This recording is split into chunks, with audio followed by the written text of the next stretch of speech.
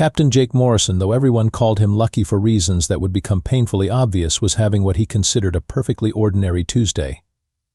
Which, given his track record, meant something was about to go spectacularly wrong. Just a simple cargo run, he muttered to himself, piloting his battered freighter through the void. Pick up some supplies from Station Beta 7, drop them off at Colony Outpost whatever, collect payment, go home. What could possibly go wrong? The universe, apparently, took this as a personal challenge. His ship, the Rusty Bucket, was exactly what it sounded like, a 30-year-old Terran cargo hauler held together by duct tape, stubborn engineering, and what Jake liked to call aggressive optimism. The paint was peeling, the engines wheezed like an asthmatic elephant, and the artificial gravity had a tendency to hiccup at the worst possible moments. But she was his hiccuping, wheezing bucket of bolts, and she'd never let him down. Well, not fatally anyway. Jake was humming off-key to some ancient Earth rock song when his proximity alarm started screaming like banshees at a funeral. He nearly spilled his coffee, real coffee, not that synthetic swill, all over his control panel. What the hell? The view screen lit up like a Christmas tree, displaying more ship signatures than Jake had ever seen in one place. And not just any ships, these were full battle fleets. 5 different species, arranged in a tense standoff that made the Cold War look like a polite disagreement over dinner plans. "Oh, come on," Jake groaned, frantically checking his navigation computer. "I'm supposed to be in empty space. This sector was marked as uninhabited wasteland." Apparently, his navigation data was about as reliable as a chocolate teapot. The fleets were impressive, Jake had to admit. Sleek reptilian dreadnoughts bristled with weapons, elegant bird-like vessels swooped in perfect formations, and massive insectoid carriers lumbered through space like flying mountains. Thousands of ships, representing billions of credits worth of military hardware, all pointed at each other with the kind of murderous intent usually reserved for tax collectors. And there was Jake, puttering through the middle of it all in his garbage scow like a drunk tourist stumbling into a gang war. His comm system crackled to life, filled with alien voices speaking in at least 6 different languages. The universal translator kicked in, though it seemed to be having trouble keeping up with what appeared to be very creative insults. Pathetic scales of a molting. Your mother was a gaseous anomaly. 16 different species of parasitic. Okay, Jake said, flipping on his transmitter. Sorry to interrupt what sounds like a really enthusiastic poetry reading, but I think I took a wrong turn at Albuquerque. If someone could just point me toward the nearest hyperspace lane, I'll get out of your hair. Or scales, or whatever. The alien chatter stopped abruptly, replaced by a silence so profound Jake could hear his coffee maker gurgling in the galley. Then the laughter started. Did it just say Albuquerque? The voice belonged to what Jake's computer identified as Admiral Ral'Thor of the Reptilian Defense Force. Even through the translator, he sounded like someone gargling gravel mixed with contempt. A human. This voice was musical, almost bell-like, which made the disdain even more cutting. Commander Zephyria of the Avian Stellar Navy. How delightfully primitive. I didn't know they still let humans play with starships. Look at that thing, rumbled General Grimjaw of the Insectoid Hive Fleet. His voice buzzed like a chainsaw having an argument with a blender. It appears to be held together with adhesive strips and wishful thinking. Jake looked around his cockpit, noting the prominent duct tape holding his environmental controls together. Hey now, that's premium Earth-grade adhesive strips, thank you very much. The mockery continued, growing more elaborate by the minute. Apparently, when 5 different alien species wanted to insult someone, they really put their backs into it. The human vessel appears to be leaking something, observed Commander Zephyria with scientific curiosity. Is that intentional? Jake glanced at his diagnostics. That's just the coolant system. She always drips a little when she's nervous. Don't you, girl? He patted his console affectionately, which immediately sparked and went dark for 3 seconds before flickering back to life. "Oh, this is rich," Admiral Ral'Thor wheezed between what Jake assumed were reptilian chuckles. "The primitive actually talks to its machine. Next, it will be asking us to believe it has artificial intelligence aboard." "Actually, I do," Jake said, flipping a switch. "Murphy, say hello to the nice homicidal aliens." A new voice joined the conversation, flat and utterly pessimistic. "Hello, homicidal aliens. I am Murphy, ship's AI, named after the law that states everything that can go wrong will go wrong. And judging by our current situation, I'd say we're about to provide a stellar example of that principle in action." The alien laughter grew louder.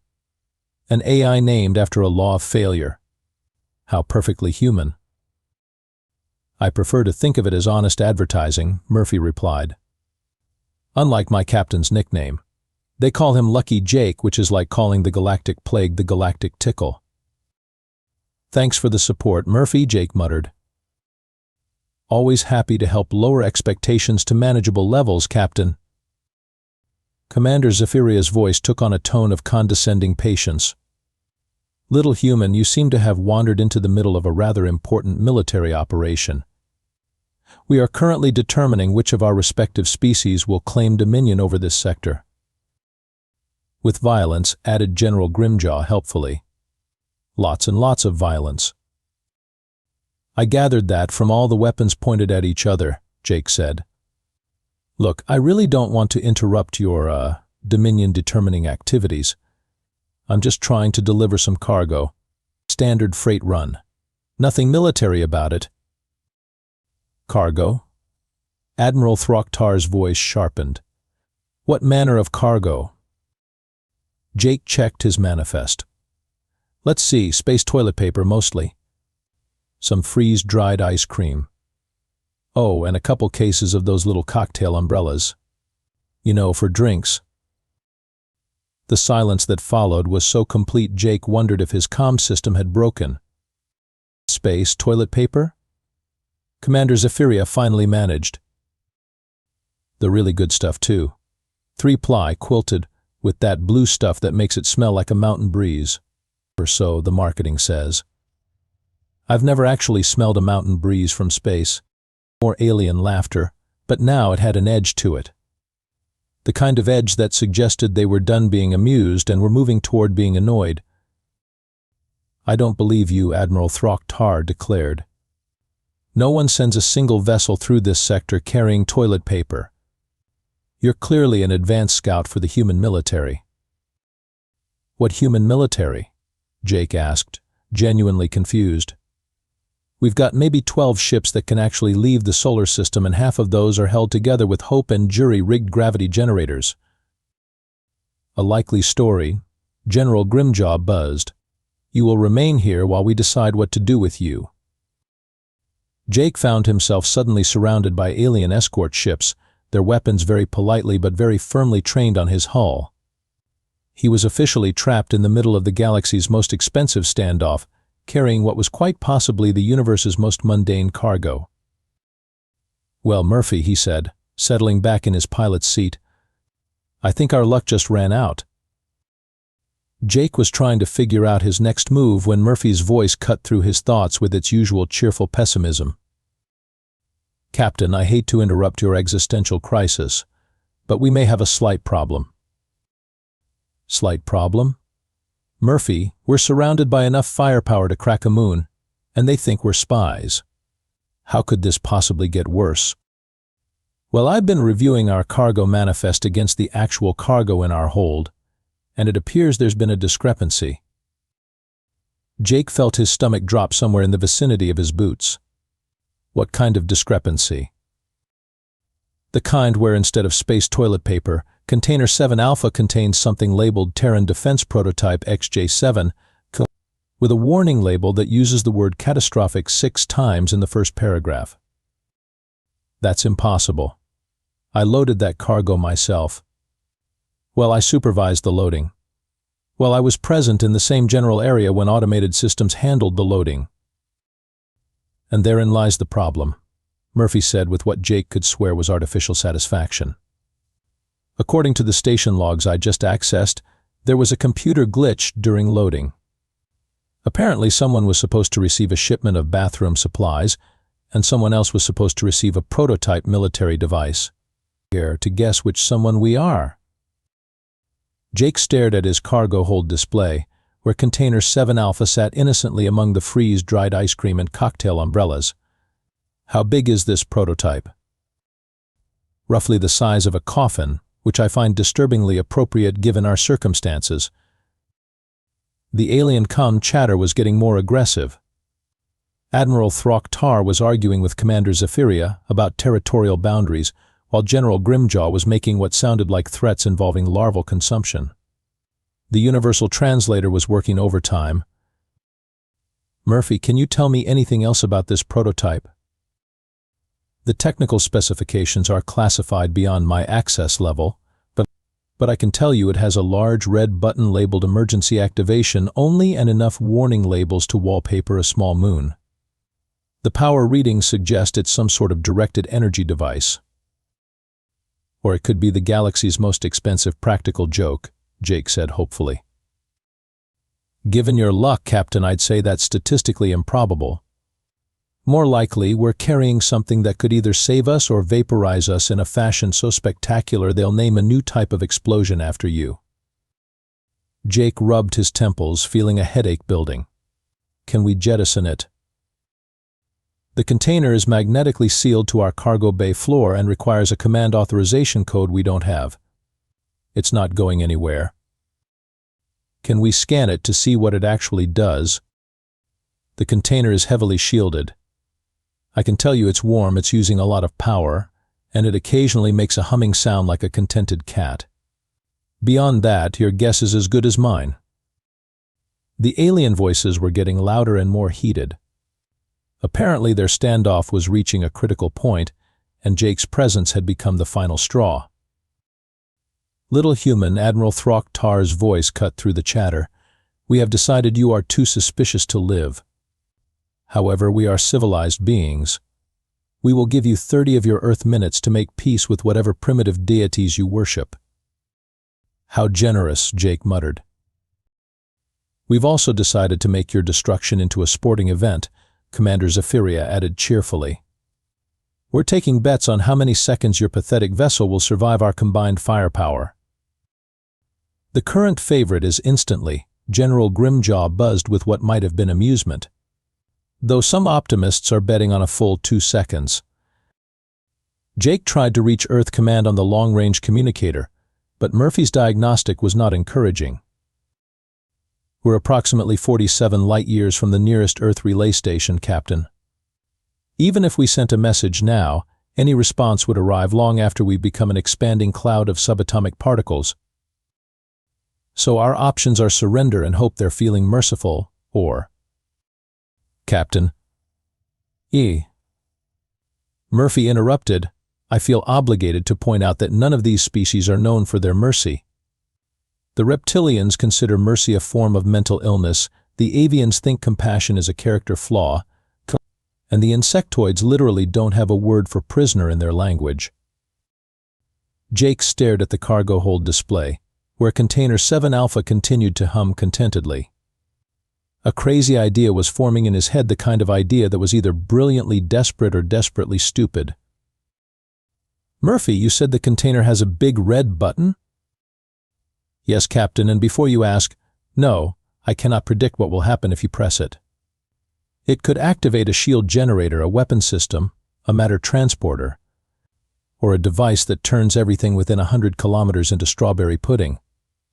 The technical documentation is refreshingly unhelpful. The alien fleets were powering up their weapons now. Jake could see the energy signatures building on his sensors like storm clouds gathering on the horizon. 20 minutes remaining, human, Admiral Ral'Thor announced. I do hope you're using this time productively. Jake was quiet for a moment, staring at the tactical display showing thousands of alien ships surrounding his lone freighter.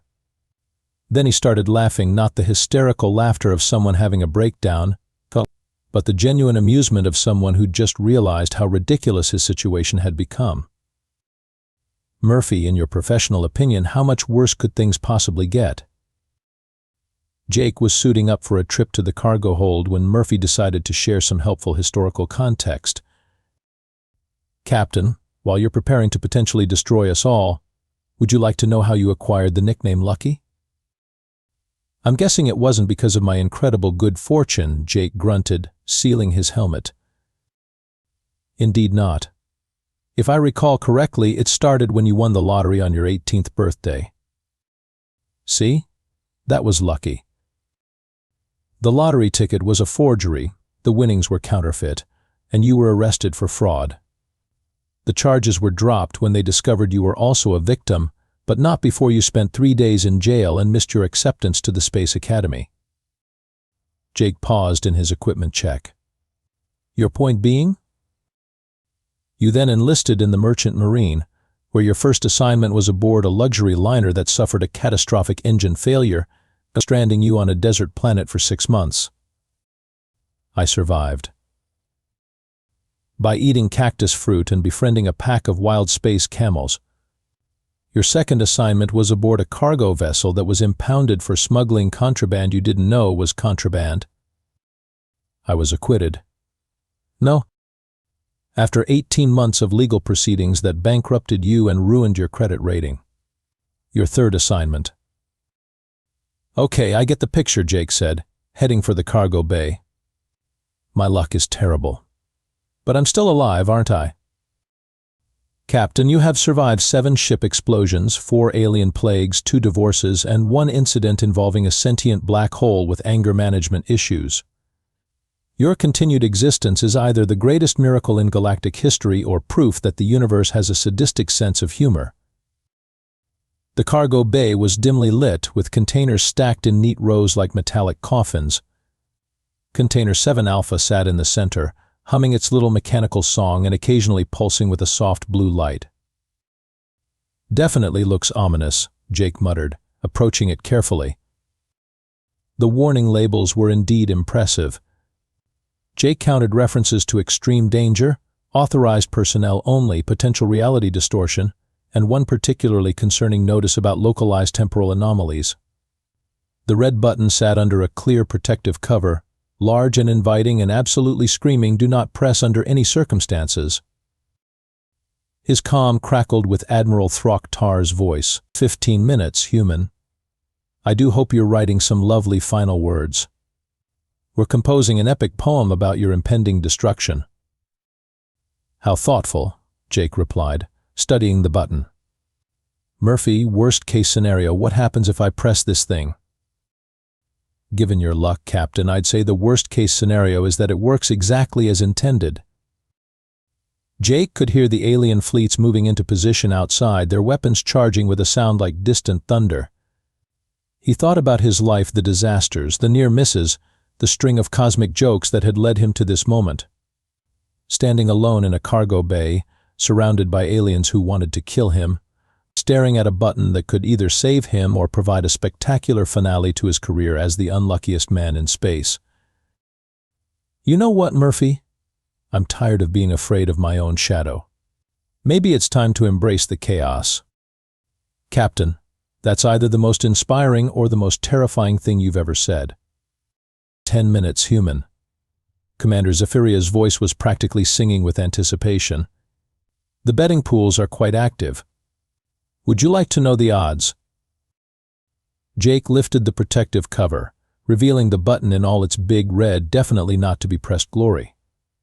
His finger hovered over it, and for a moment he could swear he felt the weight of the universe watching him. Murphy, if this goes wrong, I want you to know you've been a terrible AI, but you're my terrible AI. Captain, if this goes wrong, I want you to know I've already composed your obituary. It's surprisingly complimentary, considering. 5 minutes. General Grimjaw's voice buzzed with excitement. The weapons are fully charged and targeted. This should be quite the light show. Jake took a deep breath, closed his eyes, and thought about every bit of bad luck that had ever come his way. Every missed opportunity, every cosmic joke, every moment when the universe had decided to use him as its personal punching bag. "You know what, universe?" he said aloud, opening his eyes and staring at the button. "I'm done being your straight man. Time to flip the script." The alien voices were counting down now, their excitement building to a crescendo. Jake could feel the targeting systems locking onto his ship, the weapons reaching critical charge levels. 3, 2, 1. Jake pressed the button, and immediately realized he probably should have read the fine print more carefully. The container didn't explode, or activate a shield, or summon help from Earth. Instead, it began to glow with an increasingly bright white light, humming louder and louder until the sound filled the cargo bay and vibrated through the ship's hull. "Captain," Murphy said, his voice unusually tense, "I'm reading massive energy buildup. Whatever this device is, it's about to do something very, very big." "Good big or bad big?" "Given your luck, probably both." The light was becoming blinding now, and Jake could feel the air itself beginning to tingle with energy. Through his comm, he could hear the alien voices changing from excitement to confusion as their sensors registered what was happening aboard his ship. "What is that thing?" Admiral Ral'Thor demanded. It's beautiful," Commander Zephyria whispered. When Jake's vision cleared, the first thing he noticed was the silence.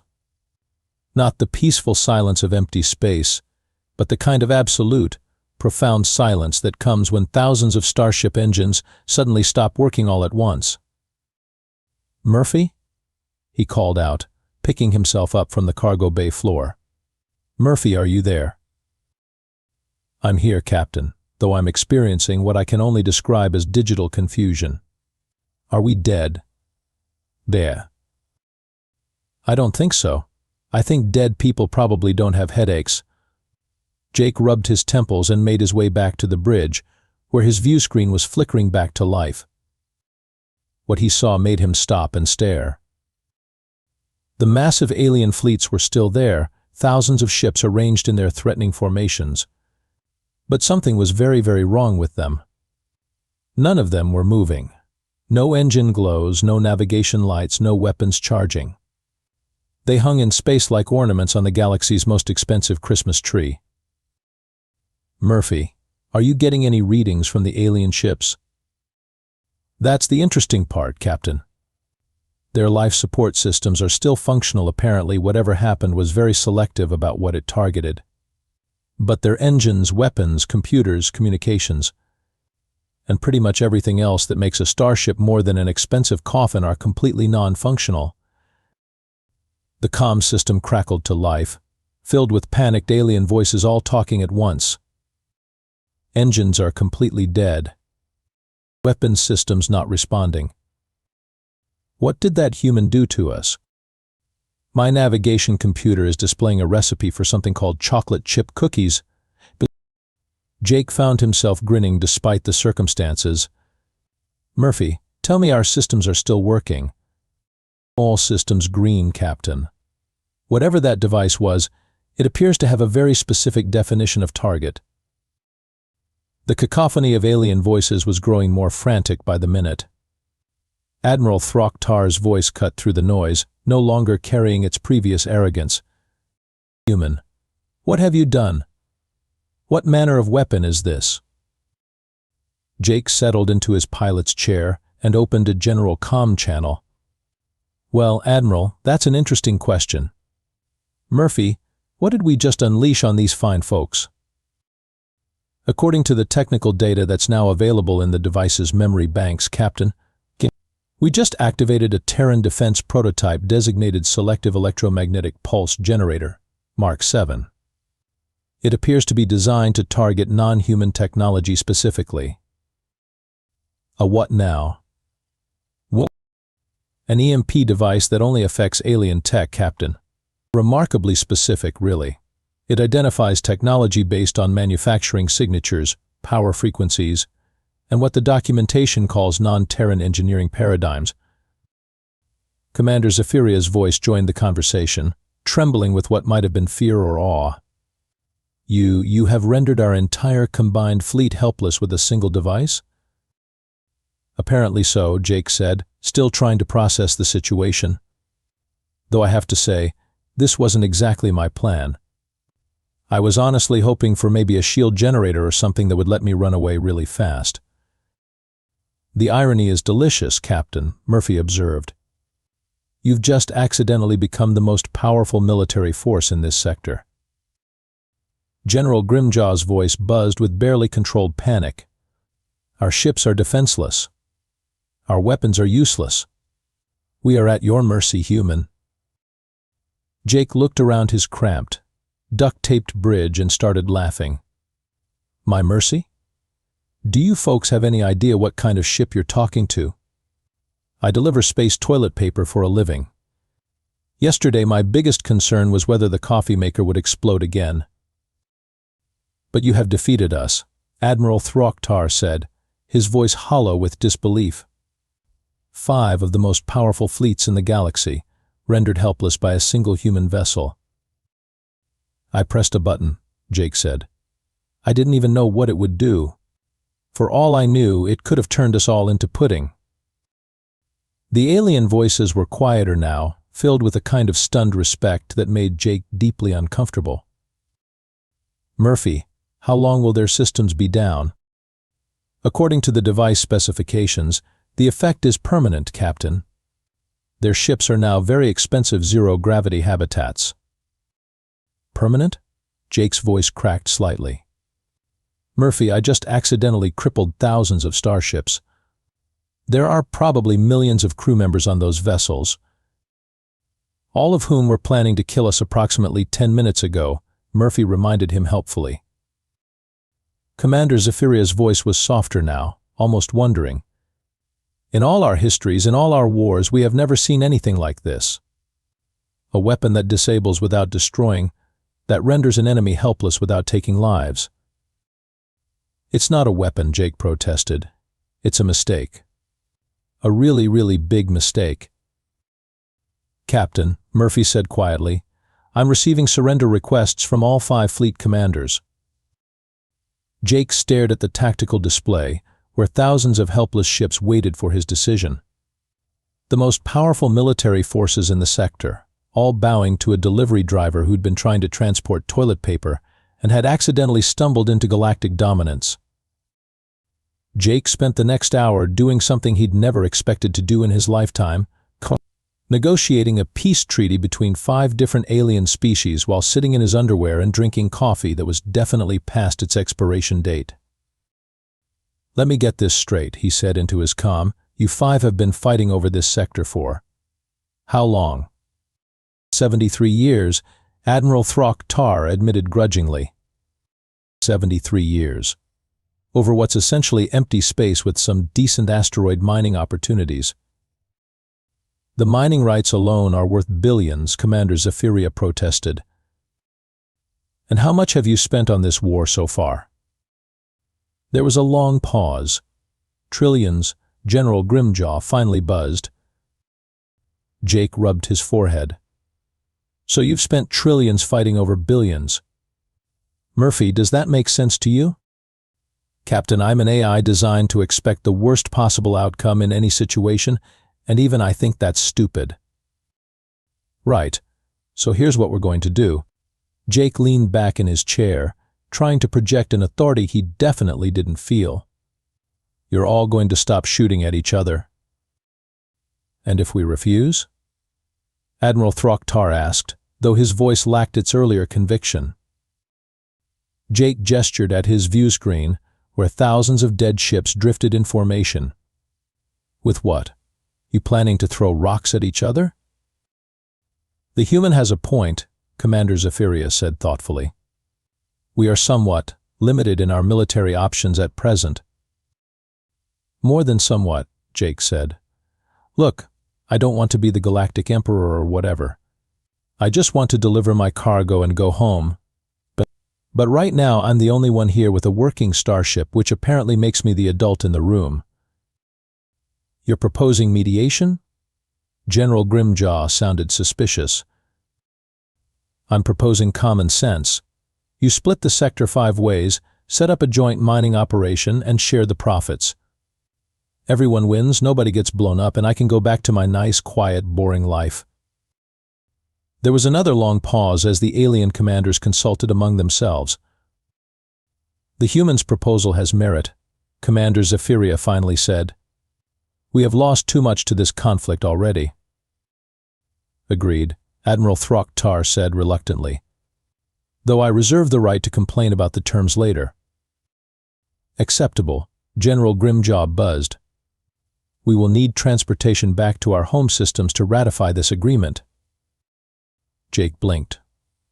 "Transportation? Oh, right. Your ships don't work anymore." He looked around his cargo hold, then at the thousands of stranded aliens. "Murphy, how many people can we fit in our passenger compartments?" "Captain, we don't have passenger compartments. We have a cargo hold, a bridge, your cabin, and a bathroom that's questionable even by your standards. But we could retrofit some of the cargo space to transport several million alien military personnel." "Captain, even your luck isn't that good." Jake spent the next several hours coordinating the most unlikely rescue operation in galactic history. It turned out that, while the alien ships couldn't move, their short-range shuttles were still functional. Apparently, the EMP device had a very specific range and targeting system. Within a day, Jake found himself at the head of a convoy of alien shuttles, escorting them back to their respective home systems like the world's most improbable shepherd. The alien commanders, their attitudes completely transformed, treated him with a mixture of awe and gratitude that made him deeply uncomfortable. "You know, human Jake," Admiral Ral'Thor said over the comm during one of their stops, "you have given us something we never expected to find." "A headache?" "Peace. We have been fighting for so long we had forgotten why we started."